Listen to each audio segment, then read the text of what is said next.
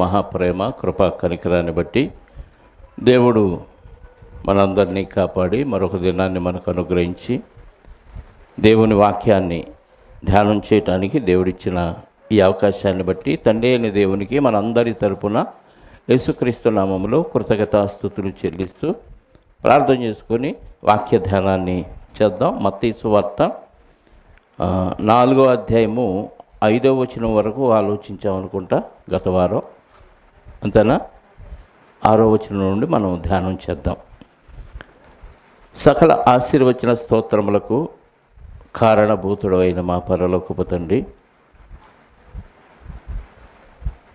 అదృశ్యుడ, ఆత్మస్వరూపి, అనంత జ్ఞానివైన దేవ, మీ కృపా బాహుళ్యాన్ని బట్టి మీకు స్తోత్రాలు. మీరు ఇచ్చిన ఈ బ్రతుకులో మరొక దినాన్ని మాకు వరంగా ప్రసాదించి మా జీవితకాలం మీ చేతిలో భద్రపరిచి అనంతకాలం మీతో ఉండాలని మీరు ఆశపడి మీరు ఏర్పాటు చేసిన ప్రణాళికను బట్టి స్తోత్రాలు.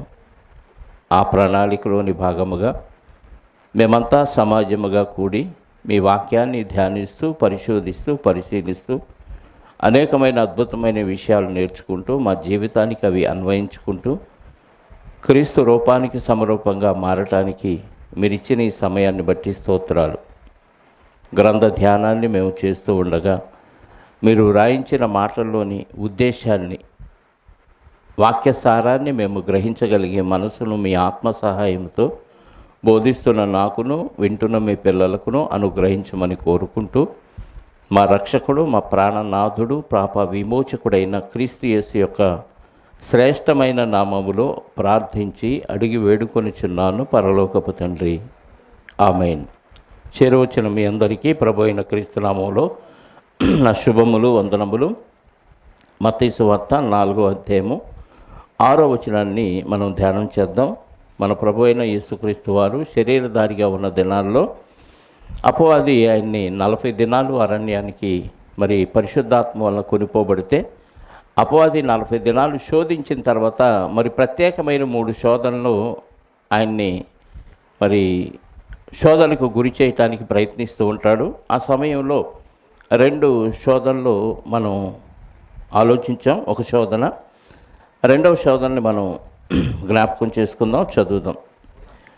6వ వచనం, మత్తయి సువార్త 4వ అధ్యాయము 6వ వచనం. నీవు దేవుని కుమారుడు అయితే క్రిందికి దుముకుము, ఆయన నిన్ను గూర్చి తన దూతలకు ఆజ్ఞాపించును, నీ పాదం ఎప్పుడైనను రాతికి తగులకుండా వారు నిన్ను చేతులతో ఎత్తికొందురు అని వ్రాయబడి ఉన్నదని ఆయనతో చెప్పాను.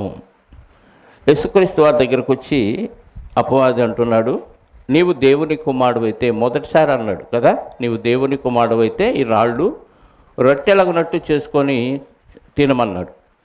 ఇప్పుడు రెండోసారి ఏమంటున్నాడు అంటే మళ్ళీ నీవు దేవుని కుమారుడు అయితే, అంటే రెచ్చగొట్టడం అనమాట. మనకి ఎంత రోషం వచ్చిద్దో, నువ్వు నిజంగా మీ నాన్నకు పుడితే, నిజంగా నువ్వు ఒక అమ్మకి అబ్బకి పుడితే అంటారు చూసారా పచ్చిగా, అలాంటి మాట అపవాదిగాడు యేసుక్రీస్తు వారిని ఉపయోగిస్తున్నాడు. నీవు దేవుని కుమారుడు అయితే ఇక్కడ నుంచి క్రిందికి దుముకుము, దూకినా నీకేం కాదు. అంటే ఒకవేళ దూకితే ఏదన్నా ప్రమాదం వచ్చింది అని ఏమన్నా భయపడతావేమో, దూకితే ఏమీ కాదని తండ్రి అయిన దేవుడు నీ గురించి వ్రాయబడిన ప్రవచనం ఒకటి ఆ సందర్భంలో జ్ఞాపకం చేస్తున్నాడు. అంటే ప్రతి విషయంలో ఏదైనా ఒక సందర్భం మన జీవితంలో జరుగుతున్నప్పుడు ఆ సందర్భంలో దానికి సంబంధించిన వాక్యం మనం జ్ఞాపకం చేసుకోవాలి. ఉదాహరణకి ఆకలితో అలమటిస్తున్న ఒక సహోదరుడు నీ దగ్గరకు వచ్చి అన్నం పెట్టమన్నాడు అనుకోండి, మనం పెట్టలేదనుకోండి, అప్పుడు ఆ సమయంలో ఆ వ్యక్తి అడిగినప్పుడు మనకి ఏం జ్ఞాపకం రావాలి? నిన్ను వలె నీ పొరుగు వారిని ప్రేమించాలి అనే వాక్యం జ్ఞాపకం రావాలి. అదే సమయంలో నీ సహోదరుడు ఆకలి కొంటే అతనికి ఆహారం పెట్టుమనే వాక్యం జ్ఞాపకం రావాలి. ఇది బైబిల్ అంతా బాగా చదివితే మనకు గుర్తొచ్చే విషయాలు. చదివినా గుర్తురావు కొంతమందికి, అంటే ఊరిక బట్టి పెట్టి చదువుతారు కాబట్టి వాళ్ళకి జ్ఞాపకం రావు. కానీ అవి మన జీవితంలో ఆ సందర్భం ఎదురైనప్పుడు ఆ వాక్యం మనకు జ్ఞాపకం రావాలి. ఎదుటోడికి చెప్పడానికి వాక్యం జ్ఞాపకం రావటం వేరు, మన జీవితంలో మనం ఆ సిచ్యువేషన్ అనుభవిస్తున్నప్పుడు, ఆ సందర్భంలో మనం ఉంటున్నప్పుడు ఆ వాక్యం జ్ఞాపకం వచ్చి, ఓహో దేవుడు ఈ వాక్యం ఈ సందర్భంలో ఇలా చెప్పాడు కాబట్టి మనం అది చేయకూడదు, లేకపోతే చెయ్యాలి అని మనకు గుర్తు రావాలి. ఒకవేళ గుర్తు రాకపోయినా అపవాది మనల్ని రెచ్చగొట్టడానికి గుర్తు చేస్తాడు ఒక్కోసారి. అందుకే అపవాది, నీ పాదం ఎప్పుడైనాను రాతికి తగులకుండా వారు నిన్ను చేతులతో ఎత్తికొందురు అని వ్రాయబడి ఉన్నదని యేసుక్రీస్తు వారితో చెప్పాడు. ఎక్కడ రాయబడింది ఇది అని మనం చూస్తే ఒకసారి కీర్తన గ్రంథం 91వ అధ్యాయము 11, 12 వచనాలు చూద్దాం ప్రియులారా. జాడ బాగా గమనించాలి. అపవాదిగాడు వాక్యమే చెబుతాడు, వాక్యమే చెప్పి మనల్ని ఎలా తప్పుదారిలోకి నడిపిస్తాడో జాగ్రత్తగా గమనించాలి. అందుకే చాలామంది ఏ చర్చి అయితే ఉంది, ఏ పాస్టర్ అయితే ఉంది, అది వాక్యమే ఇది వాక్యమే కదా అనుకుంటారు. వాక్యమే, కానీ అదే వాక్యం చెప్పి నిన్ను తప్పుదారిలోకి నడిపిస్తాడు. అది అపవాదిగాడి ప్లాన్. ఇప్పుడు వాక్యం చెబితే యేసుక్రీస్తు వారు వింటారు. అందుకే యేసుక్రీస్తు వారికి ఏం చెబితే వింటాడో అంటే వాడికి తెలుసు బాగా. ఏం తెలుసు అంటే దేవుడి మాట ఆయన తూచా తప్పకుండా పాటిస్తాడు. కాబట్టి ఇదిగో నిన్ను గురించి వ్రాయబడిన ఒక ప్రవచనం ఉంది, నీకేం కాదు దూకు అన్నాడు. మరి ఎందుకు దూకాలి? ఏం కానప్పుడు దూకాల్సిన అవసరం ఏంటి? కానీ వాడి మాట విని దూకుతాడేమోనని ఆ ఆలోచనతో టెంప్ట్ చేశాడు. అక్కడ చదువుదాం ఆ మాట. కీర్తన గ్రంథం 91వ అధ్యాయం 11వ వచనంలో, నీ మార్గములన్నిటిలో నిన్ను కాపాడుటకు ఆయన నిన్ను గూర్చి తన దూతలకు ఆజ్ఞాపించును, నీ పాదములకు రాయి తగులకుండా వారు నిన్ను తమ చేతులతో ఎత్తి పట్టుకొందురు అన్ను. ఇక్కడ ఈ 4 లైన్లు ఉన్నాయి మనకి. నీ మార్గములన్నిటిలో నిన్ను గూర్చి కాపాడుటకు, అందులో ఏమెత్తేసాడు ఇక్కడ? మత్తయి సువార్త 4వ అధ్యాయము 6వ వచనంలో చెప్పాలి, ఆయన నిన్ను గూర్చి తన దూతలకు ఆజ్ఞాపించును, నీ పాదం ఎప్పుడైనాను రాతికి తగులకుండా వారు నిన్ను తన చేతులతో ఎత్తికొందురు అని ఉంది. నీ మార్గములన్నిటిలో అని ఉందా అంటే ఏదో ఒకటి మిస్ చేస్తాడు, లేదు ఏదో ఒకటి కలిపేస్తాడు. అక్కడే కన్ఫ్యూజ్ అయిపోతాం. మనం దేవుని మార్గములో ఉన్నప్పుడు ప్రమాదం జరిగితే కాపాడుతారు. మనం చెడు మార్గంలోకి వెళ్ళినప్పుడు దేవుడు కాపాడు. అది గుర్తుపెట్టుకోవాలి. ఇక్కడ ఆడు దూకమంటే దూకితే, అపవాది దూకమన్నాడు దూకేస్తే, వాడు మాట విని దూకాం కాబట్టి దేవుడు కాపాడ్డప్పుడు ఆడికి కావాల్సింది అది. యేసుక్రీస్తు వారు సిలువలో చనిపోతే ప్రపంచ ప్రజలందరికీ రక్షణ వస్తుంది కాబట్టి అర్ధాంతరంగా చంపేయాలి ఆయన్ని. ఎలా చంపేయాలి? అక్కడ నుంచి దూకిస్తే వీడి మాటిని, నువ్వు మీ దేవుడు కుమారుడు అయితే అనే మాట ఎందుకు వాడంటే రోషం రావాలి, ఈయనకి రోషం రావాలి. అందుకని ఆ రోషం వచ్చే మాటని నువ్వు దూకు, నీకేం కాదు, నీ గురించి ఒక రెఫరెన్స్ ఉంది అని చెప్తున్నాడు. అంటే నిజంగా నాకేం కాదు కదా అని వాడి మాటిని దూకేశాడు అనుకోండి, ఖచ్చితంగా యేసుక్రీస్తు వారు చనిపోతాడు. వాడికి కావాల్సింది అదే. అంటే యేసుక్రీస్తు వారు సిలువలో చనిపోకుండా మధ్యలోనే చంపేయటానికి వాడు వేసిన ప్లాన్. అందుకే సాతాను వాక్యమే చెప్పి మనల్ని నాశనానికి తీసుకెళ్ళిపోతాడు. మనం వాక్యమే పాటిస్తున్నాం కదా అనే భ్రమలో మనం అపవాది మాట వినేస్తాం, అపవాది మాయలో పడిపోతాం. తెలీదు అపవాది తంత్రాలను మనం ఎరుగని వారము కాము అంటాడు పౌలు గారు. అంటే అపవాది తంత్రాలు ఎలా ఉంటాయంటే, నువ్వు వాక్యంలోనే ఉన్నావు, నువ్వు దేవుళ్ళలోనే ఉన్నావు, నీకేం ప్రాబ్లం లేదు, నువ్వు చక్కగా చచ్చిపోతే పరలోకి వెళ్తావు అనే భ్రమలో ముంచుతాడు. అందుకే చాలా జాగ్రత్తగా ఉండాలి. ఖచ్చితంగా నేను వాక్యానుసారంగా బతుకుతున్నానా లేదనేది మనల్ని మనం తనిఖీ చేసుకుంటూ ఉండాలి. ఆ మాట అనేసరికి యేసుక్రీస్తు వారు ఏమన్నాడు చూడండి, 7వ వచనం. అందుకు యేసు, ప్రభు అయిన నీ దేవుని శోధింపవలదని మరి ఒక చోట వ్రాయబడి ఉన్నదని. నువ్వు నన్ను పరీక్షిస్తున్నావు, శోధిస్తున్నావు, నీ దేవుణ్ణి నువ్వు శోధించకూడదని మరొక చోట రాయబడి ఉందని యేసుక్రీస్తు వారు కూడా ఏం చేశాడు? రెఫరెన్స్తో కొట్టేశాడు. ఒకసారి చూడండి, ద్వితీయోపదేశకాండం 6వ అధ్యాయము 16వ వచనం. ద్వితీయోపదేశకాండం 6వ అధ్యాయము 16వ వచనం.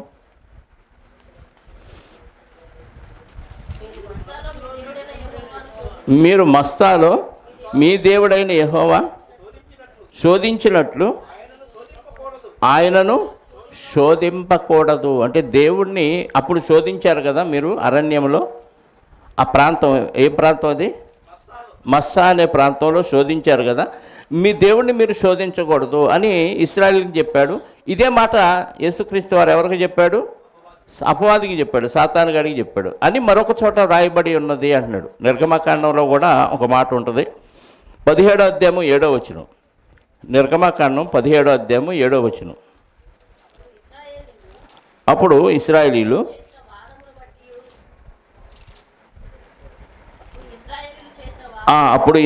చేసిన వాదమును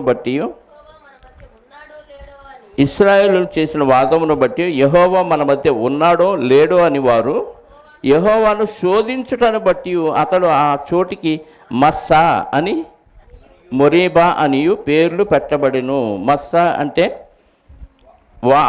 శోధించుట అని అర్థం. మస్సా అంటే శోధించుట, మెరీబా అంటే వాదము అని అర్థం. అంటే వాదించి దేవుడిని ఏం చేశారు?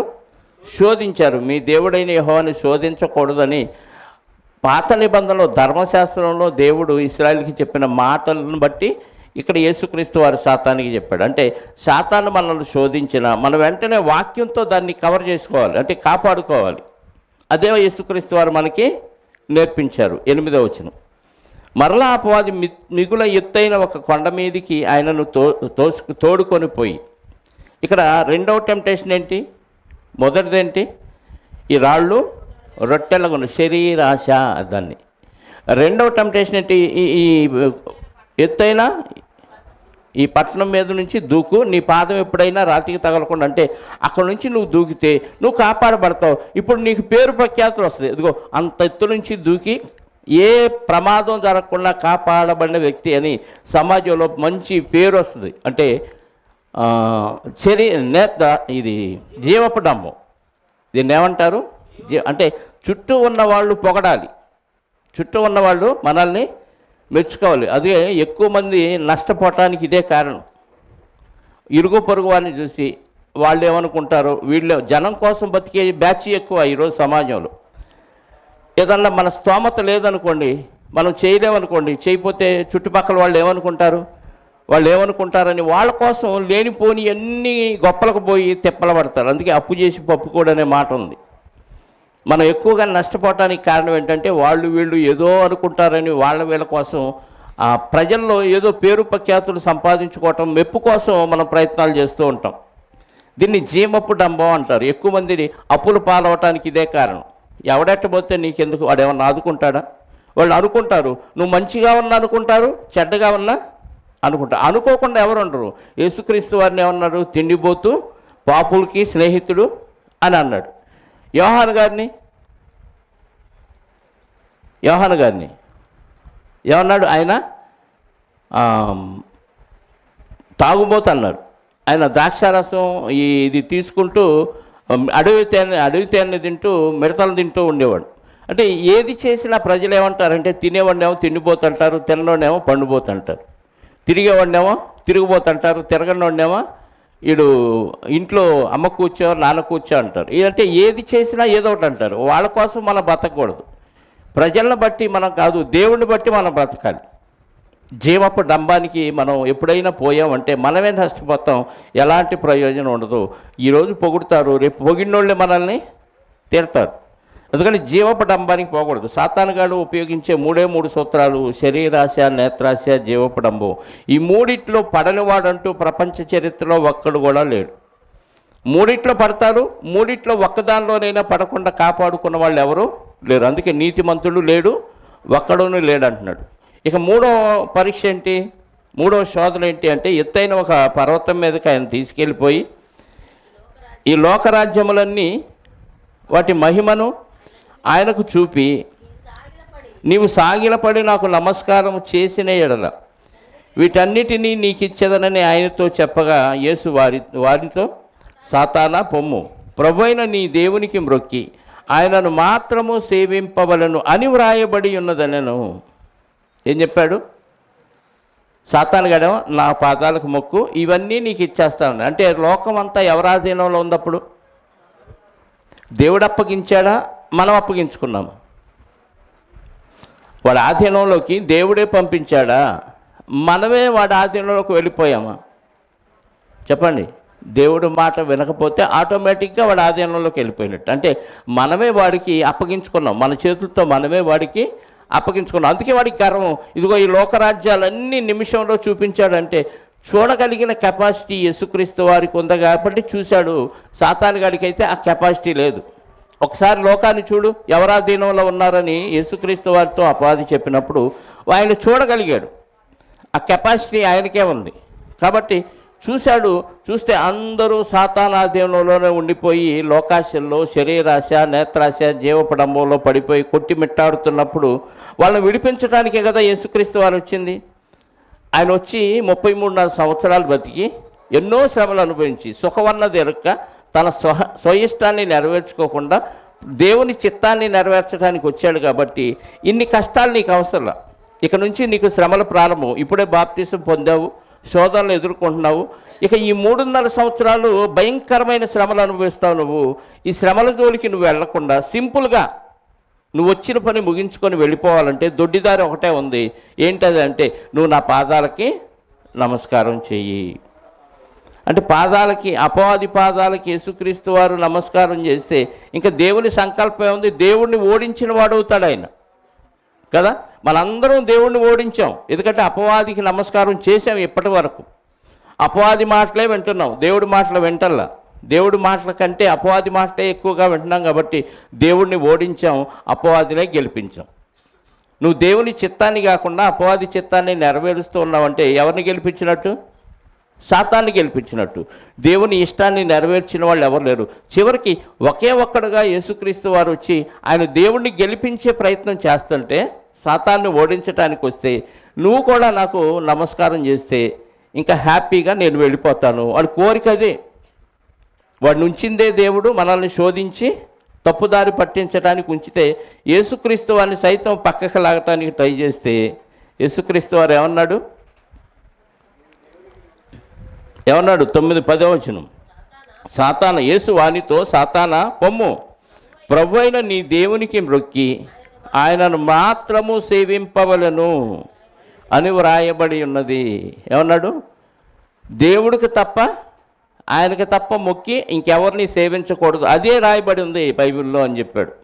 ఒకసారి చూడండి, నిర్గమకాండం 34వ అధ్యాయము 14వ వచనం. నిర్గమకాండం 34వ అధ్యాయము 14వ వచనం. ఏలయనగా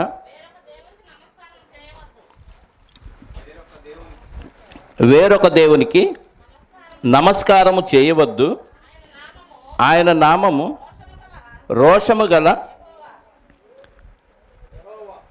ఆయన నామము రోషము గల యెహోవా, ఆయన రోషము గల దేవుడు. ద్వితీయోపదేశకాండం 6వ అధ్యాయము 13వ వచనం.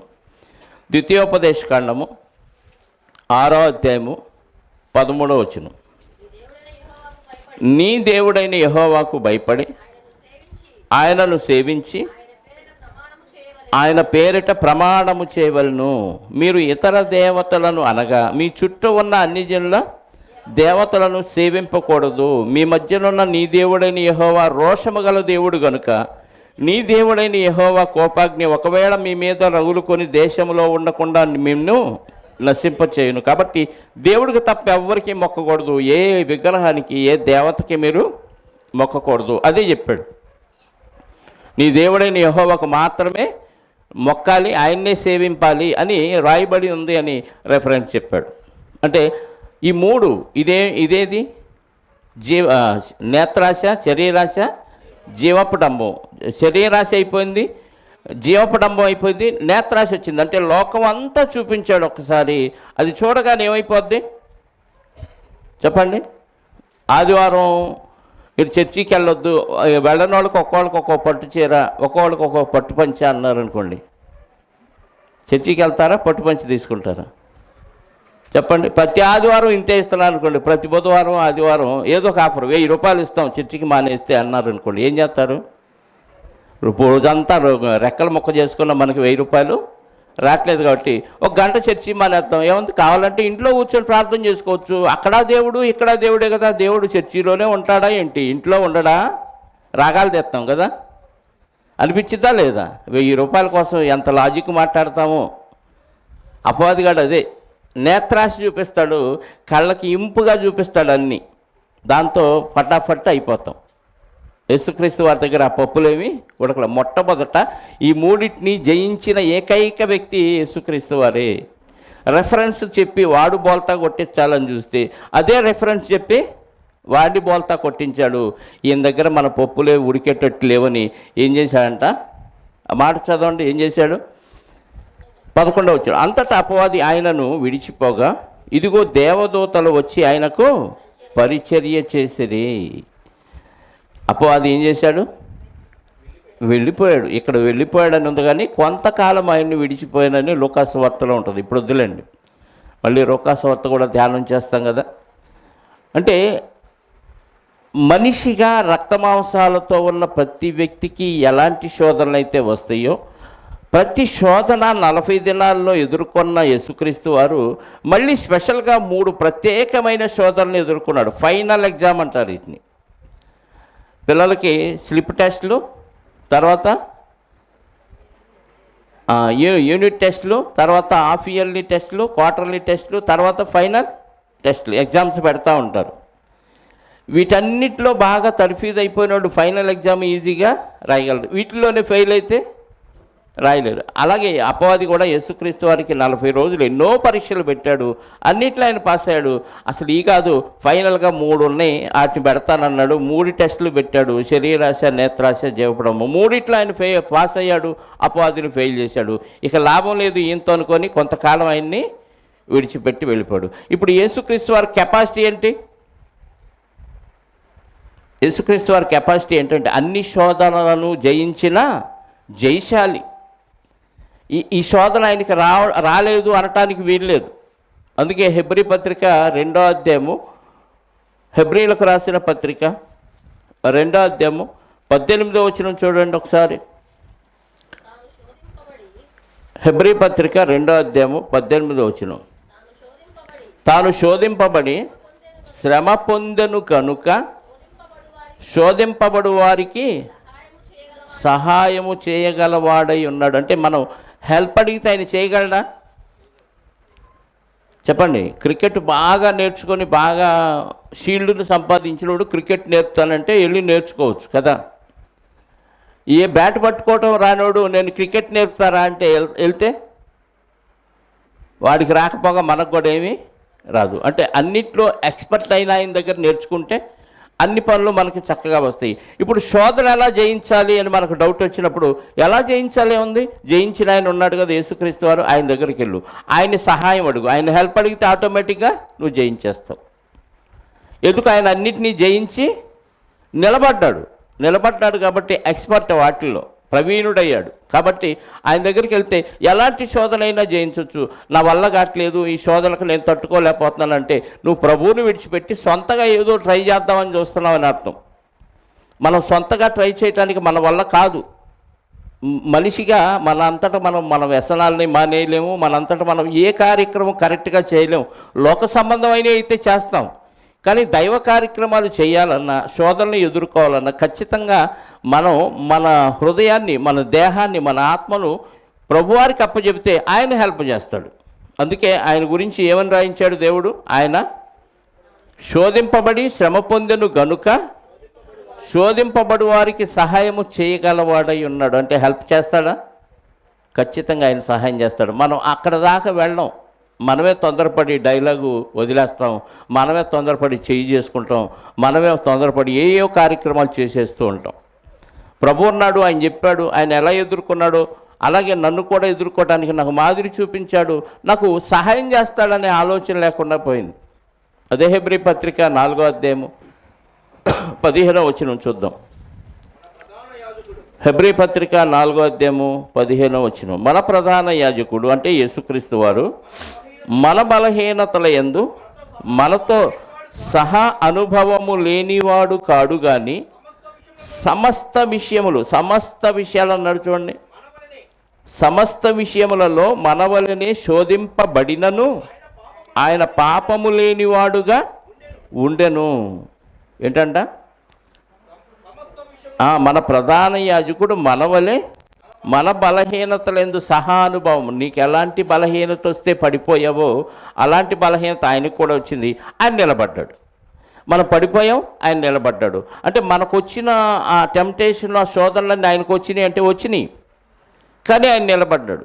మన బలహీనతను సహాను అనుభవం. నీకేం తెలుసు ప్రభా, నాకు వచ్చిన శోధన నీకు వస్తే అప్పుడు తెలిసింది అంటానికి లేదు మనం. ఎందుకు? నీకంటే ముందు నాకు అవన్నీ వచ్చినాయని ఆయన చెప్తున్నాడు. మనకంటే ముందు అవన్నీ వచ్చినాయి కాబట్టి నీకు సహాయం చేస్తానంటున్నాడు. సహానుభవం లేనివాడు కాడు, కానీ సమస్త విషయాలలో అన్నాడంటే అన్ని విషయాలు ఆయనకు వచ్చినాయి. ఒక్క విషయం కూడా తప్పిపోకుండా లేదు. నీకు ఎన్ని శోధనలు అయితే వస్తున్నాయో, ఎవరికి రావండి ఈ కష్టాలు, ఈ శోధనలు, నాకే వచ్చినాయి అనుకుంటాం మనం. ఒక్కొక్కరిని విచారిస్తే ఎవరెవరికి ఎన్ని శ్రమలు ఉన్నాయో, ఎన్ని కష్టాలు ఉన్నాయో, ఎన్ని శోధనలు ఉన్నాయో వాళ్ళు పర్సనల్ లైఫ్లోకి వెళ్ళి అడిగితే అప్పుడు అర్థమైంది. ఇవన్నీ మనకు తెలియకుండా నా వరకు నేను ఆలోచించుకొని నాకే వస్తున్న ఈ శోధనలు, నాకే ఇవి అనుకుంటే చాలా పొరపాటు. నీకంటే ముందు చాలామందికి వచ్చినాయి, అందరికంటే ముందు ప్రభు అయిన యేసుక్రీస్తు వారికి వచ్చినాయి. సమస్త విషయములలో మన వలె శోధింపబడినను ఆయన ఎలా ఉన్నాడు? పాపము లేనివాడుగా ఉన్నాడు. కాబట్టి పాపము చేసే మనము ఆయన కృపాసనమునొద్దకు, ఆ మాట ఉందో చూడండి 16లో, మనము కనికరింపబడి సమయోచితమైన సహాయము కొరకు కృప పొందునట్లు ధైర్యముతో కృపాసనమునొద్దకు చేరుదాము. ఆయన కృపతో ఉన్న ఒక సింహాసనం ఉంది, ఆసనం, అక్కడికి చేరదాం, కృప పొందుదాం. ఆయన మనకి హెల్ప్ చేస్తాడు, అన్నిటినీ చేయొచ్చు. జయించటం పెద్ద కష్టమేం కాదు అలవాటు పడితే. ఆయన దగ్గరికి వెళ్తే ఈజీ.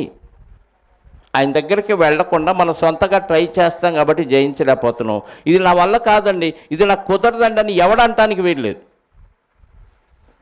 ఒకప్పుడు నేను ఎన్నో వ్యసనాల్లోనూ ఎన్నో విషయాల్లో చెడిపోయిన వాడిని, కానీ ప్రభువు దగ్గరకు వచ్చాను.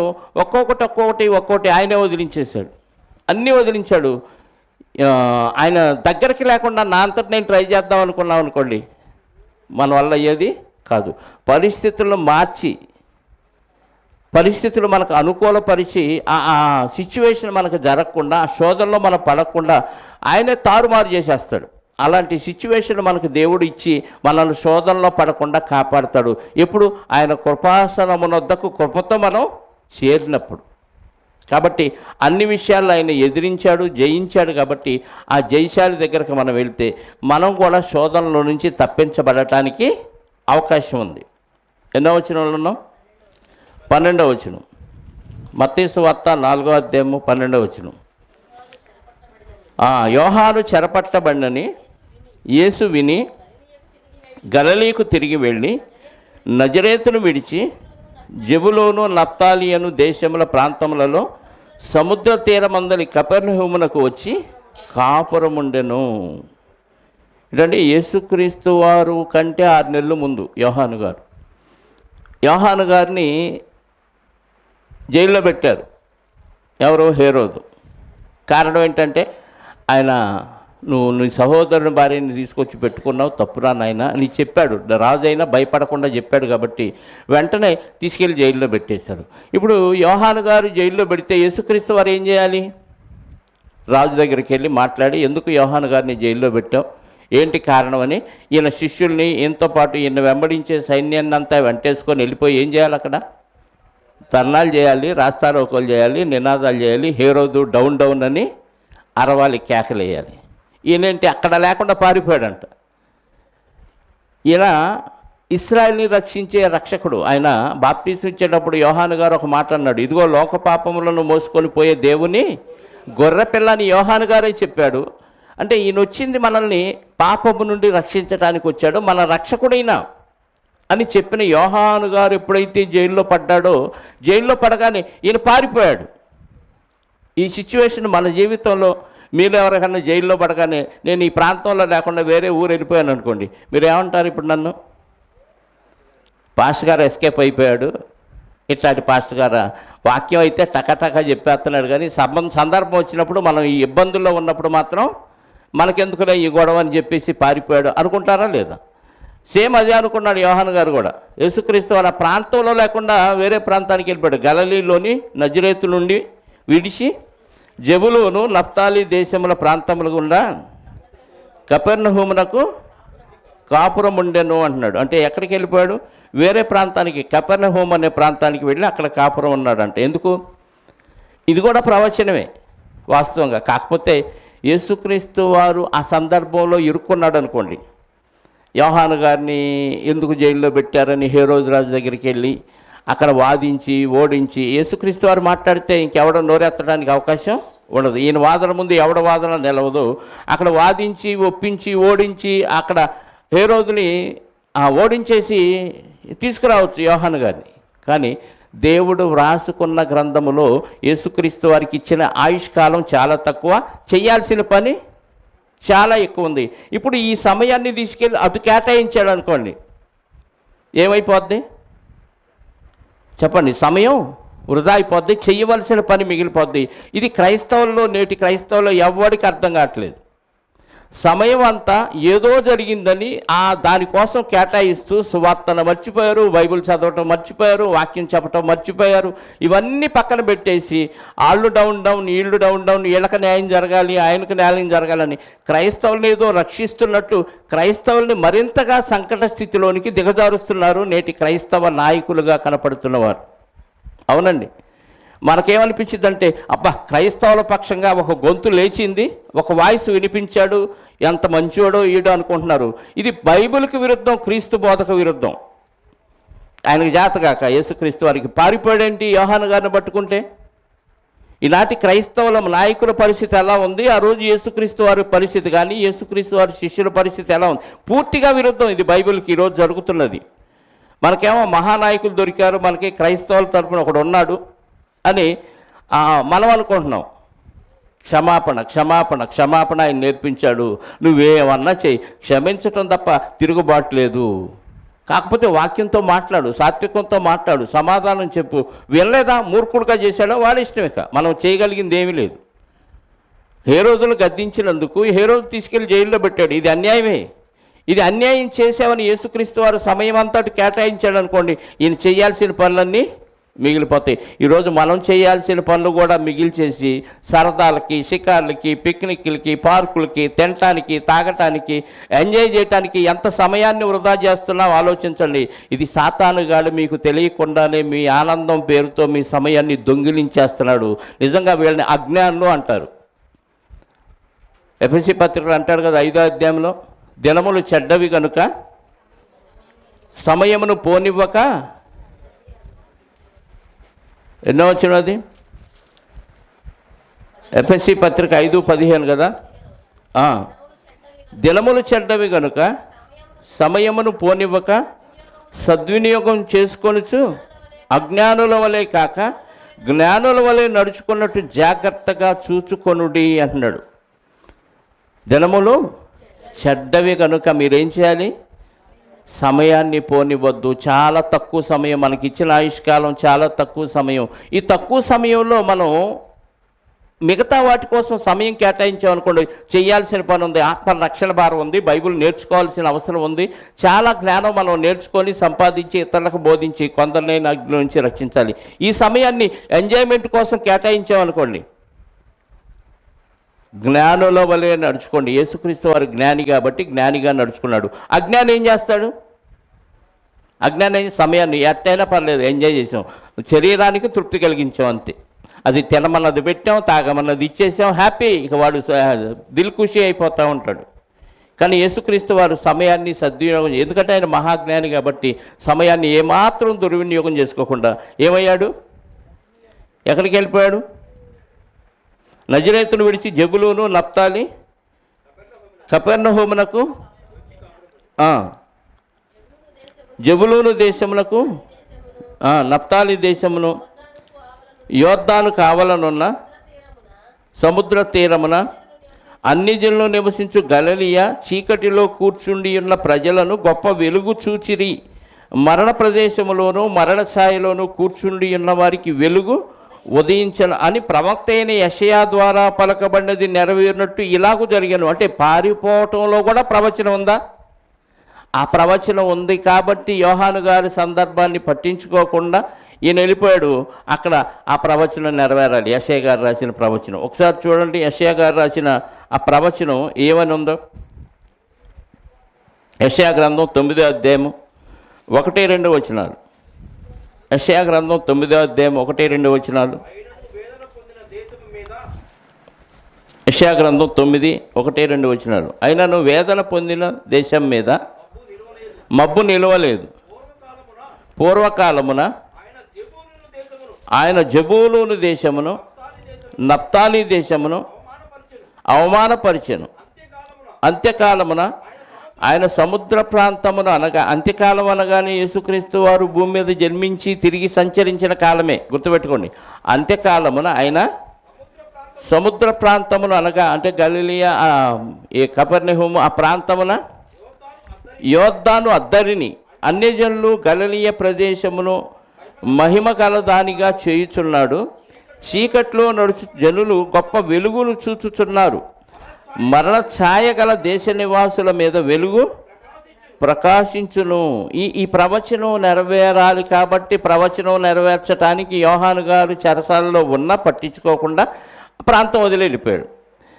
ఇది తెలియని వాళ్ళు ఏమనుకుంటారు, ఈయన పిరికోడయ్యి ఎందుకులే ఈ విషయంలో తలదూరితే నన్ను కూడా తీసుకెళ్ళి జైలు వేస్తారని భయపడిపోయి పారిపోయాడు అనుకుంటారు. కానీ అక్కడ జరిగిందేంటి, దేవుడు రాసుకున్న ప్రవచనం ఆయనకి తెలుసు కాబట్టి ఈ ప్రాంతాన్ని విడిచి ఫలానా ప్రాంతానికి వెళ్ళాడు.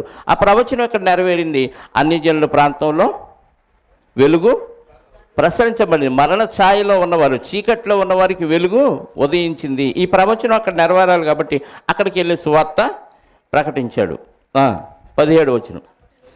అప్పటి నుండి యేసు పరలోక రాజ్యము సమీపించి ఉన్నది కనుక మారు మనసు పొందుడని చెప్పుచు ప్రకటింప మొదలు పెట్టాను.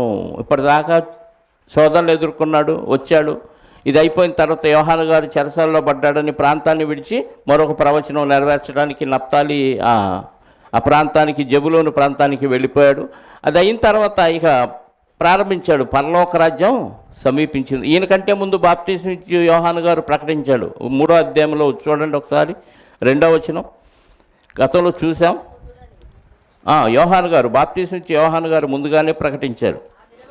ఆ దినముల యందు బాప్తిసం ఇచ్చి యోహాను వచ్చి పరలోక రాజ్యము సమీపించి ఉందని మారు మనసు పొందుడని యోదయ అరణ్యము యందు ప్రకటించుచుండను. ముందుగా బాప్తిసం ఇచ్చి యోహాను గారు ప్రకటించారు. తర్వాత ఇప్పుడు యేసుక్రీస్తు వారు ప్రకటించ మొదలుపెట్టాను. ఏమని? పరలోక రాజ్యం సమీపించింది. దానిలో ప్రవేశించాలంటే ముందే ఈ మనసు పనికిరాదు, మారు మనసు పొందండి.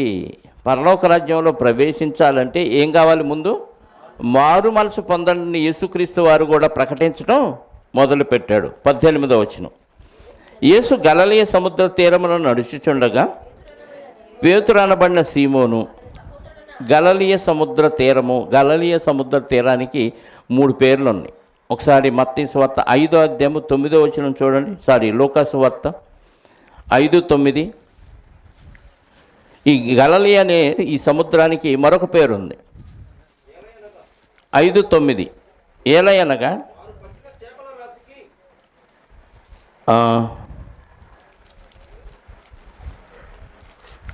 లూకా 5:9.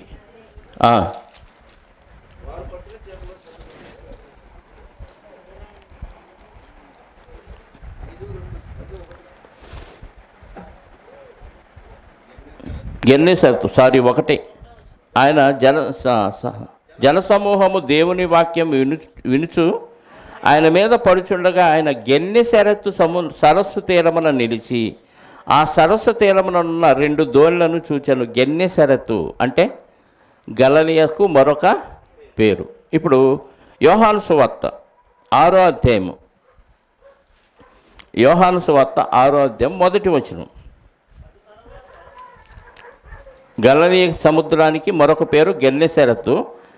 ఇక్కడ యోహాను సువార్త 6వ అధ్యాయం 1వ వచనం చదివితే, తరువాత యేసు తిబెరియా సముద్రము అనగా తిబెరియా సముద్రం = గలిలయ సముద్రం. గెన్నెసరతు అన్నా గలిలయ సముద్రం అన్నా తిబెరియా సముద్రం అన్నా ఒకటే. అది కన్ఫ్యూజ్ అవ్వకుండా తర్వాత వార్తల్లోకి వెళ్తే ఈ సముద్రం వేరు ఆ ప్రాంతం వేరు అనుకుంటారని ముందుగానే చెప్తున్నాను. 21:1లో కూడా ఉంది యోహాను సువార్త 21:1. అటు తర్వాత యేసు తిబెరియ సముద్ర తీరమన, అంటే గలిలయ సముద్ర తీరం అని అర్థం. చాలండి.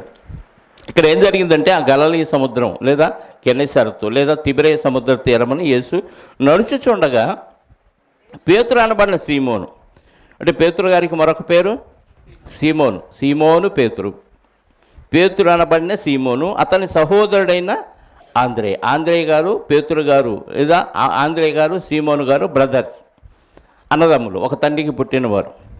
అతని సహోదరుని ఆంద్రేయ అను ఇద్దరు సహోదరులు సముద్రంలో వల వేయుట చూచాను. ఎవరు చూశారు? యేసుక్రీస్తు వారు చూశారు. వారు జాలర్లు, అంటే చేపలు పట్టేవాళ్ళు. ఆయన, నా వెంబడి రండి, నేను మిమ్మును మనుషులను పట్టు జాలర్లుగా చేతునని వారితో చెప్పాను. వెంటనే వారు తమ వలలు విడిచిపెట్టి ఆయనను వెంబడించిరి. విశ్వాసం అంటే అది, పిలవగానే వచ్చేసారు. అంటే ఆయన మాటల మీద నమ్మకం ఉంది. ఎందుకు వచ్చారు అంటే, ఎవరైతే తండ్రి ఆకర్షణలో ఉంటారో వాళ్ళు వాక్యం వినపడగానే వచ్చేస్తారు. తండ్రి ఆకర్షణలో లేరనుకోండి, ఎన్నిసార్లు ఎన్ని వాక్యాలు వినపడినా వాళ్ళు రారు. అంటే తండ్రి మ్యాగ్నెటిక్ ఫీల్డ్, తండ్రి ఆకర్షణ, ఆ ఆకర్షణలో ఉన్నవాడు ఎక్కడున్నా ఆ వాక్యాన్ని వాళ్ళకి వినపడగానే వాళ్ళు కనెక్ట్ అయిపోతారు దేవునితో. అర్థమవుతుందా? ఈ చుట్టుపక్కల చాలామంది ఉంటారు, ఎంత పెద్దగా వాక్యం వినపడుతుందా, ఎందుకు దేవుని దగ్గరికి రారు అంటే వాళ్ళు వాక్యంలో దేవుని ఆకర్షణలో లేరు. తండ్రి ఆకర్షించితేనే కానీ ఎవడో నా యొద్దకు రాడు అని చెప్తాడు యేసుక్రీస్తు వారు. అంటే వీళ్ళు పిలవగానే ఎందుకు వచ్చారంటే వాళ్ళు ఆకర్షణలో ఉన్నారు కాబట్టి, తండ్రి ఏర్పాటు చేశాడు కాబట్టి పిలవగానే వచ్చేశారు. నా వెంబడి రండి, నేను మిమ్మల్ని మనుషులను పట్టు జాలర్లుగా చేతునని వారితో చెప్పాను. వెంటనే వారు తమ వలలు విడిచిపెట్టి ఆయనను వెంబడించిరి. మనమేం విడిచిపెట్టాం? పాపం కూడా సరిగ్గా విడిచిపెట్టలే కదా. వాళ్ళు వృత్తినే వదిలిపెట్టారు. మనం దేవుడినైనా వదిలిపెడతాం కానీ వృత్తిని వదలం. పని ఉంది, ప్రార్థన ఉంది, దేనికి ఓటేస్తారు చెప్పండి? 99% పనికే ఓటేస్తారు. అంటే పనికి మాలిన వాళ్ళేనా అర్థం? దేవుని పనికి మాలిన వాళ్ళు, దేవుని పనికి మాలిన వాళ్ళు, దేవుని పనికి మాలిన వాళ్ళు కాదు, దేవుని పనికి మాలిన వాళ్ళు, సొంత పనికి అనుకూలమైన వాళ్ళు అన్నమాట. వాళ్ళు వలలు విడిచిపెట్టారు. అంటే ఇంకా మాకు ఈ వృత్తి వద్దు, ఈ చేపల వలన మేము బతుకుతున్నాం, అసలు ఈ వృత్తి వద్దు, ఆయన పోషిస్తాడులే మమ్మల్ని పూర్ణ విశ్వాసంతో ఆయన వెంబడించారండి. ఈరోజు ప్రభు పిలిచాడని అన్నీ వదిలేసి ఎంతమంది వస్తారు చెప్పండి? అన్నీ పని వదిలేసి అన్నీ బంద్ చేసి దేవుని కోసం వచ్చే వాళ్ళ సంఖ్య తక్కువ.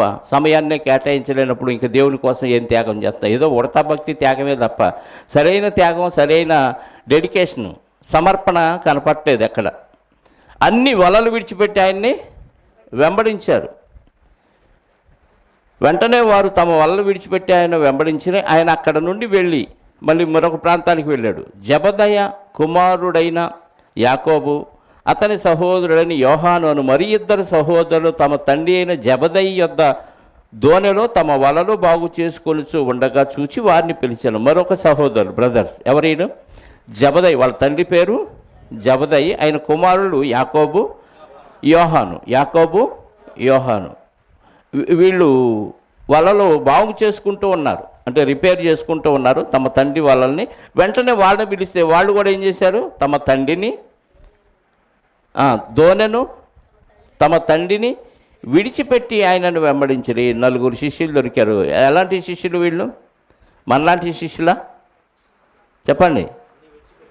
అన్నీ విడిచిపెట్టి ఆయన పిలవగానే ఒకటే పిలుపు, 4 సార్లు పిలవాలి. మనం ప్రార్థన ప్రారంభమవుతుంది, దయచేసి ఇళ్ళ దగ్గర ఉన్నవాళ్ళు తమ పనులు ముగించుకొని త్వరగా రావాలని ఎన్నిసార్లు అనౌన్స్ చేసినా మనం రాము. నేను అందుకే పనులు విడిచిపెట్టి రమ్మని చెప్పను. ఎందుకంటే చచ్చేదాకా పని వెంటాడుతూనే ఉంటుంది, తాడు పట్టుకొని లాగుతూనే ఉంటుంది. అందుకే పనులు విడిచిపెట్టి రండి అని చెబుతా. అయినా విడిచిపెట్టి వచ్చేవాళ్ళు కనపట్ల. ఎన్ని సంవత్సరాల నుంచి ఈ సాకులు విని విని విని నాకు బొప్పి కట్టిపోయింది తలకాయ. అలా పిలవగానే ఒకేసారి పిలిచాడు. వెంటనే అన్నీ వదిలేసుకొని ఆయన వెంబడించా. అంటే నాకు బతికితే ప్రభువుతో పాటు బతకాలి, చస్తే ప్రభువుతో పాటు చావాలని అప్పుడే నిర్ణయించుకున్నారు. కాకపోతే మానవ రీత్యా కొంత విశ్వాసంలో బలపడలేదు కాబట్టి చిన్న చిన్న పొరపాట్లు వాళ్ళు చేశారు. ఎప్పుడైతే వాళ్ళు పరిశుద్ధాత్మను పొందుకున్నారో ఇక దేనికి సంకోచించాల. బ్రతుకుట క్రీస్తే చావైతే లాభం అన్నట్టుగా అన్నీ వదిలేసి ప్రభు పరిచర్యలో ముందుకెళ్ళిపోయారు. అందుకే వాళ్ళ నలుగురిని ఆ సందర్భంలో యేసుక్రీస్తు వారు తన పరిచర్య కొరకు శిష్యులుగా చేర్చుకోవటం కోసం అక్కడ పట్టుకున్నట్టుగా మనకు అర్థమవుతుంది. 23వ వచనం, యేసు వారి సమాజ మందిరంలో బోధించుచు దేవుని రాజ్యమును గూర్చిన సువార్తను ప్రకటించుచు ప్రజలలోని ప్రతి వ్యాధిని రోగమును స్వస్థపరచుచు గలిలయందంతటా సంచరించెను. ఆయన కీర్తి సిరియా దేశమంతటను వ్యాపించెను. యేసుక్రీస్తు వారు ఎక్కడ బోధించాడు? సమాజ మందిరంలో. సునగోగులు అనే వాళ్ళు ఉంటారంటే, ఆ సునగోగులు వాళ్ళ జాతి పేరు. గ్రీకు భాషలో సమాజ మందిరాలను ఏర్పాటు చేసిన వాళ్ళు సునగోగులు అని ఉంటారు. వాళ్ళు ఏర్పాటు చేసిన సమాజ మందిరాల్లో ఈ ధర్మశాస్త్రాన్ని యేసుక్రీస్తు వారు బోధిస్తూ ఉన్నారు. ప్రతి విశ్రాంతి దినం రోజు అక్కడ ధర్మశాస్త్రాన్ని బోధిస్తూ ఉంటారు, దేవాలయంలో కూడా బోధిస్తూ ఉంటారు. ఈ సమాజ మందిరంలో యేసుక్రీస్తు వారు కూడా బోధించడం ప్రారంభించాడు. అక్కడికి చాలామంది వ్యక్తులు వస్తే ప్రతి రోగమును సువార్త ప్రకటించుచు ప్రజల్లోని ప్రతి వ్యాధిని రోగమును స్వస్థపరచుచు గలిలయ అందంతటా సంచరించెను. ఆయన కీర్తి సిరియా దేశమందంతటా వ్యాపించెను. నానా విధములైన రోగముల చేత వేదన చేతను పీడింపబడిన వ్యాధిగ్రస్తులను అందరినీ, దయ్యములు పట్టిన వారిని, చాంద్ర రోగులు అంటే మూర్ఛ వ్యాధి కలిగిన వాళ్ళండి. చాంద్ర రోగులు అంటే మూర్ఛలు వస్తాయి చూసారా, సడన్గా పడిపోతారు, వాళ్ళు కొట్టుకుంటూ ఉంటారు, తాళాలు చేతిలో పెట్టాలి కదా, నొరకు కాలుస్తూ ఉంటారు. చాంద్ర రోగులను, పక్షవాయువు గలవారిని ఆయన యొద్దకు తీసుకొని రాగా ఆయన వారిని స్వస్థపరిచెను. గలిలయ, దెకపొలి, యెరూషలేము, యోదయ, యేసు అను ప్రదేశముల నుండి, యోర్దానుకు అవతల నుండి బహుజన సమూహములు ఆయనను వెంబడించెను. అంటే స్వస్థత జరగాలే కానీ ఎక్కడి నుంచి అయినా ప్రజలు వస్తారు. ఇప్పుడు ఇండియాలో ఒక మంచి దైవజనుడు చనిపోయిన వాళ్ళు బతికెత్తున్నాడని వార్త వచ్చింది అనుకోండి, అమెరికాలో చచ్చిపోయిన వాళ్ళని తీసుకురాగలరా ఫ్లైట్లో? అమెరికా అనేది ప్రపంచంలో ఏ దేశం నుంచి అయినా చచ్చిన వాళ్ళు బతికెత్తున్నా అంటే కోటీశ్వర్లు అందరూ వెంటనే ఫ్లైట్ మాట్లాడుకొని అప్ అండ్ డౌన్ మాట్లాడుకొని ఇక్కడికి వచ్చి బతికించుకొని హ్యాపీగా వెళ్ళిపోతారు కదా. స్వస్థతలు అంటే మనుషులకు అంత ఇష్టం. ఇప్పుడు కూడా యేసుక్రీస్తు వారిని అంగీకరించే వాళ్ళు ఎక్కువ పర్సెంట్ ఎవరు ఉంటారు చెప్పండి? ఎక్కువ పర్సెంట్ యేసుక్రీస్తు వారిని అంగీకరించిన వాళ్ళు ఎవరు ఉంటారు? ఆత్మ స్వస్థత కోసం వచ్చిన వాళ్ళు ఉంటారా, శరీర స్వస్థత కోసం వచ్చిన వాళ్ళు ఉంటారా? శరీర స్వస్థత కోసం వచ్చిన వాళ్ళే ఎక్కువ ఉంటారు. ఆ రోజు చేశారు, కానీ వీళ్ళందరూ పరలోక రాజ్యంలో ప్రవేశించరు. ఎందుకని? అంతటితో వెళ్ళిపోయారు. ప్రభువుని సిలువేసినప్పుడు ఇళ్ళలో ఒకడన్నా వచ్చాడా? ఇంకా రారు. రోగం బాగైంది వచ్చారు, రోగాను ఉంది వచ్చారు, రోగం బాగైంది హ్యాపీగా వెళ్ళిపోయారు. మళ్ళీ రోగం వస్తే ప్రభు కోసం వచ్చి ఉంటారు, అప్పుడు ఆయనకు లేడు కదా. అంటే యేసుక్రీస్తు వారు ఆ సందర్భంలో ఎందుకు ఇవన్నీ చేశాడయ్యా అని అడిగితే, ఆయన దేవుని కుమారుడు, దేవుని సహాయంతోనే ఇవన్నీ చేయగలుగుతున్నాడని మనకు రుజువు చేయటానికి కొన్ని రాయించాడు దేవుడు. యోహాను సువార్తలో ఉంటుంది, 20వ అధ్యాయం 30-31 వచనాలు చదివితే ఇవన్నీ కొన్నే రాశాడంట భక్తుడు. యేసు చేసిన ఆ సూచక్రియలు మహత్కార్యాలన్నీ కొన్నే రాశారు. ఎందుకంటే ఆయన సజీవుడైన దేవుని కుమారుడని మీరు తెలుసుకొని ఆయన నామమందు జీవం పొందునట్లు ఇవి వ్రాయబడినవి అని అంటాడు. చదవండి. మరియు అనేకమైన ఇతర సూచక్రియలు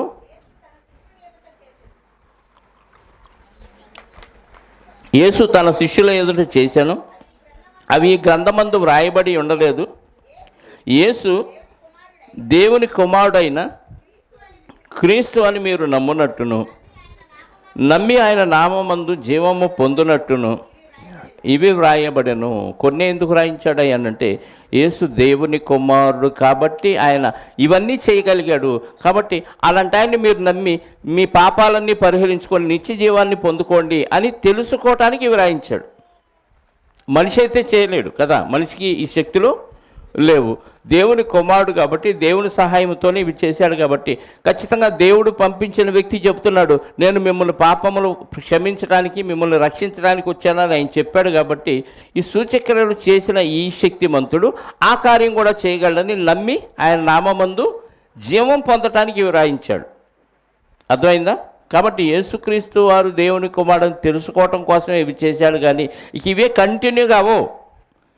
ఇవే కంటిన్యూగా అయితే చాలామంది వస్తారు. అసలు ప్రపంచంలో అందరూ క్రైస్తవులుగా మారిపోతాడు ఇప్పటికీ ఇవి జరిగితే. ఎందుకంటే ఎక్కడ జరగవు కదా. హాస్పిటల్కి వెళ్తే బోల్డ్ డబ్బులు ఖర్చు, అయినా నయమైద్దో లేదో తెలియదు. కానీ ప్రభు దగ్గరకు వస్తే 100% గ్యారంటీ పూర్ణ ఆరోగ్యవంతుడిగా తీర్చి పంపిస్తాడు. మరి ఇప్పటికీ ఉన్నాయి అనుకోండి, ఇప్పటికీ ఉంటే ఏమైంది? ఇంకెవరు అన్యులుగా ఉండే అవకాశం లేదు. ఎందుకంటే ఎవరిని నమ్ముకున్న ప్రయోజనం లేదు. ప్రభువుని నమ్ముకుంటే అన్ని రోగాలు పరిష్కారం అయిపోతాయని అందరూ ప్రభు దగ్గరికి వచ్చేవాడు. కానీ ఎందుకు రావట్లేదు అందరూ?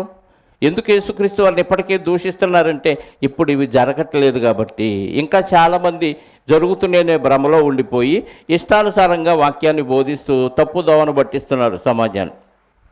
ఓకే, 4వ అధ్యాయము కంప్లీట్ అయిపోయింది. 5వ అధ్యాయం కొండ మీద ప్రసంగం. ఇది 5వ అధ్యాయము చాలా పాపులరు. 5వ అధ్యాయం నుంచి మరి 3 అధ్యాయాల వరకు యేసుక్రీస్తు వారు పెద్ద ప్రసంగం చేశారు.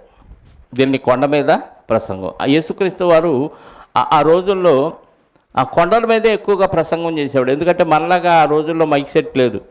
ఎంతమంది కూర్చున్నా సౌండ్ బాక్సులు, యాంప్లిఫైర్లు పెంచుతూ ఉంటే ఎంతమందికైనా వినిపిస్తూ ఉంటుంది.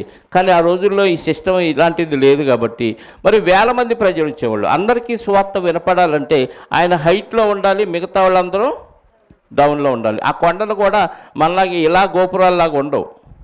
సదనంగా అలా ఒకేసారి హైట్లో లేకుండా స్లోపుగా కూర్చోటానికి అనుకూలంగా ఉండేవి. అలాంటి పర్వతాల మీద యేసుక్రీస్తు వారు సువార్త ప్రకటించారు. ఇదిగో 5వ అధ్యాయంలో ఎక్కడున్నాడు ఆయన? ఆయన ఆ జనసమూహములను చూచి కొండ ఎక్కి కూర్చుండగా ఆయన శిష్యులు ఆయన యొద్దకు వచ్చిరి. అప్పుడు ఆయన నోరు తెరిచి ఇలాగూ బోధింపసాగాను. 14వ అధ్యాయం చూడండి. అంటే ఈ యేసుక్రీస్తు వారు ఎక్కడెక్కడ కొండల మీద ఎలా ప్రసంగం చేశాడో ఒక సందర్భాన్ని చూద్దాం. 2-3 సందర్భాలు. 23వ వచనం, 14-23. ఆయన జనసమూహమును పంపివేసి ప్రార్థన చేయుటకు ఏకాంతముగా కొండ ఎక్కిపోయి, అంటే ప్రార్థన కోసం కూడా ఎక్కడికి వెళ్ళాడు? తండ్రికి దగ్గరలో ఉండొచ్చు. హైట్లో వెళితే ఈ జనసంచారం, ఈ లోకంలో ఉన్న ఈ మాటలు, ఈ కన్ను ఇటు పడకుండా ప్రశాంతంగా ఉంటుంది. ఈ మాటలు అక్కడికి వినపడవు. కొండ మీదకి పైనుంచి మాట్లాడితే కిందకు వినపడతాయి, కానీ కింద నుంచి మాటలు పైకి వినపడవు. కాబట్టి ప్రశాంతంగా తండ్రితో మాట్లాడుకోవటానికి ఏకాంతంగా వెళ్ళిపోయాడు. ఎక్కడికి? కొండ మీదకి. మరి మనకు కొండలు లేవుగా, ఏం చేద్దాం? కొండలు లేవు ప్రార్థన చేసుకోవటానికి. ప్రశాంతంగా ఇంట్లోకి వెళ్ళి ఎవరు లేనప్పుడు ప్రశాంతంగా, ఇంకా లోకం ఏమీ కనపడకూడదు, ఏకాంత ప్రార్థన అంటారు దాన్ని. అంటే ఖచ్చితంగా మనం కొన్ని సందర్భాల్లో ఫోన్ చూస్తున్నప్పుడు పక్కోళ్ళు పిలిచినా ఏదైనా చెప్పినా పట్టించుకోం, వినపడదు మనకి. ఎందుకు? మైండ్ మొత్తం ఎక్కడుంది? ఫోన్లో ఉంది. ఫోన్ కంటే ఎక్కువగా దేవునిలో ఉన్నాం అనుకోండి, పక్కన ఏం జరుగుతున్నా, ఎవరేం పిలిచినా, ఎవరేం చేసినా మనకు వినపడనే. అంత ఏకాంతంగా మనం దేవునిలో లీనమైపోయి ప్రార్థన చేస్తే ఖచ్చితంగా దేవుడు మన ద్వారా వింటాడు. అందుకే ఈ డిస్టర్బెన్స్ లేకుండా ఎక్కడికి వెళ్ళాడు? ఆయన కొండ మీదకి వెళ్ళి ప్రార్థన చేశాడు. 15వ అధ్యాయము 29వ వచనం. యేసు అక్కడి నుండి వెళ్ళి గలిలయ సముద్ర తీరమునకు వచ్చి కొండ ఎక్కి అక్కడ కూర్చుండగా బహుజన సమూహము ఆయన యొద్దకు కుంటివారు, గుడ్డివారు, మోగవారు, అంగహీనులు మొదలైన అనేకులను తీసుకొని వచ్చి ఆయన పాదముల యొద్ద పడవేసిరి. ఎక్కడెక్కాడు? కొండెక్కితే కొండ దగ్గరికి మీదకు తీసుకొచ్చారంటండి రోగుల్ని. అంటే రోగం ఉన్నవాడు ఎక్కడికైనా వెళ్తాడా? ఎంత దూరమైనా వెళ్ళిపోతాడండి. కొండ ఎక్కటం కష్టం కదా, అంత దూరం ఆయన ఎక్కితే అక్కడ దాకా రోగుల్ని తీసుకొచ్చి ఆయన పాదాల దగ్గర పడేసి, ఏం చేస్తావు? వాళ్ళు చంపుతావో బతికిస్తావో నీ ఇష్టం, నువ్వే తెలుసుకొని ఆయన పాదాల దగ్గర పడేసాడంట. ఎక్కడ? కొండ మీద. ఇంకా చూడండి 17వ అధ్యాయము, అదే మత్తయి సువార్త 1-2 వచనాలు. 6 దినములైన తర్వాత యేసు పేతురును, యాకోబును, అతని సహోదరుడైన యోహాన్ను వెంటబెట్టుకొని ఎత్తైన ఒక కొండ మీదకి వెళ్ళి అక్కడ రూపాంతరము పొందెను. ఎత్తైన ఏం చేశాడు? ఏకాంతముగా పోయి వారి ఎదుట రూపాంతరము పొందెను. రూపాంతరపు కొండ అంటారు. కొండ రూపాంతరం చెందల, కొండపైన యేసుక్రీస్తు వారు రూపాంతరం చెంది, అంటే చనిపోయి తిరిగి లేచిన తర్వాత నా స్వరూపం ఎలా ఉంటుందో తెలుసా అని ముందుగానే వాళ్ళకి చూపించాడు, రూపాంతరం చెందాడు. మనం కూడా ఏం చేయాలి? రూపాంతరం చెందాలి.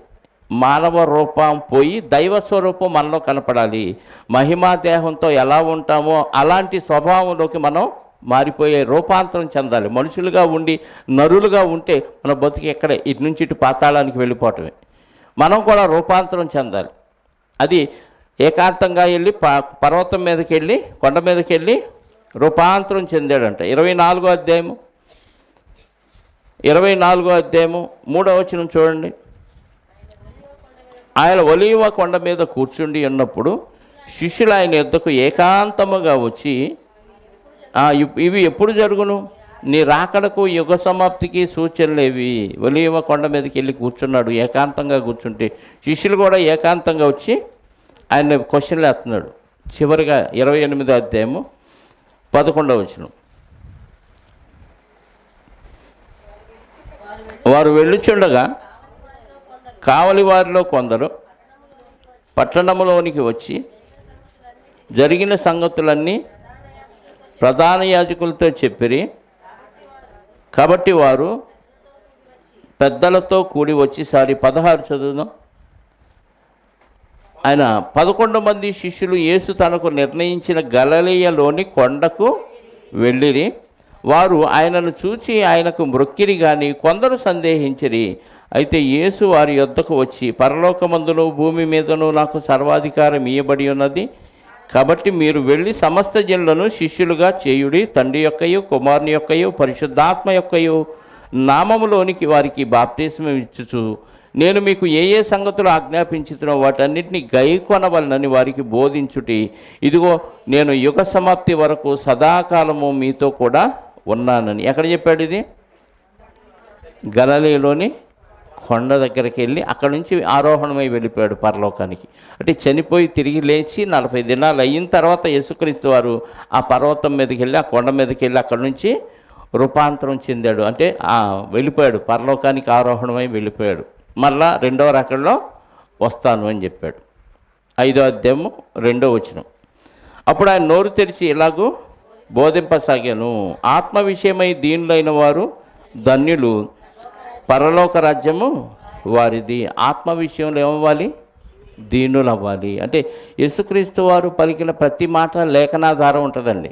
లేఖనాలను నెరవేర్చడానికి ఆయన భూమి మీదకి వచ్చాడు. ధర్మశాస్త్రంలో రాయబడిన మాటల్లోని సారాన్ని యేసుక్రీస్తు వారు కొత్త నిబంధనలో మాట్లాడారు.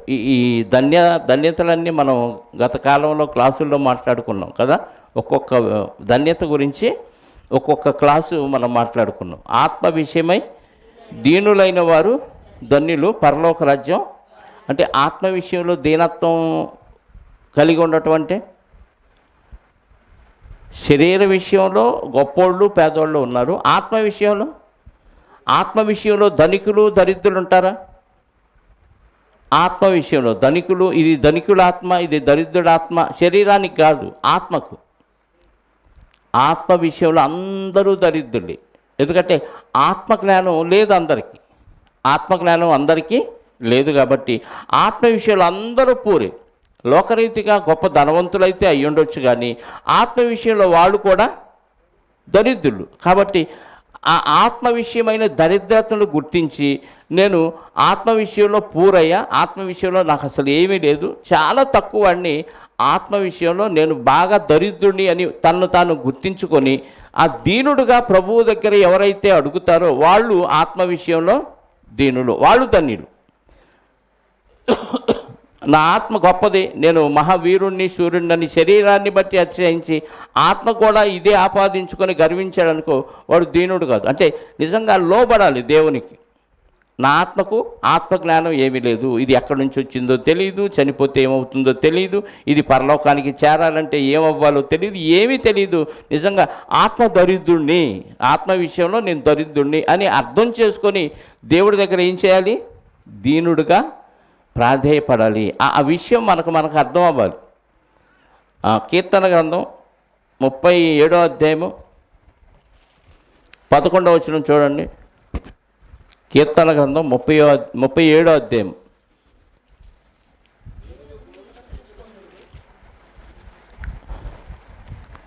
దీనులు భూమిని స్వతంత్రించుకొందురు. దీనులు భూమిని స్వతంత్రించుకొందురు. ఇక్కడ ధర్మశాస్త్రం శరీర సంబంధమైంది కాబట్టి దీనుడుగా తగ్గించుకున్నవాడు, దేవుని సన్నిధిలో తగ్గించుకున్నవాడు భూమిని అంటే వాడిని నేను రాజుగా చేస్తాను.